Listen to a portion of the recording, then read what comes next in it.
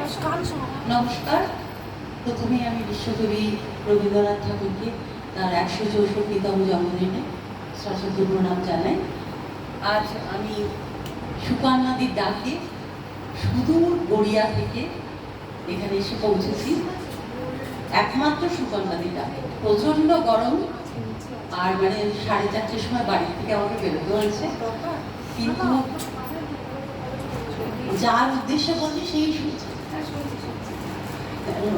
সেই জন্য আর কি আমার ভুবনেশ্বরের পুরনো বন্ধু, সেই জন্য সেই ডাকটাকে আমি অমান্য করতে পারিনি। আপনি বোধহয় একটা সংবাদ দিলেন না যে আমার বন্ধু আপনার কাছে গান শিখে, সেটা সংযোজন করলাম না, সেটা খুব কম সময়। আমাদের সব পুরনো বন্ধু ভুবনেশ্বরে, 1982।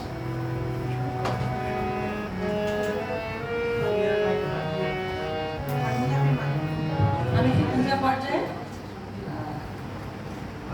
গান গাইছি। আজি প্রলো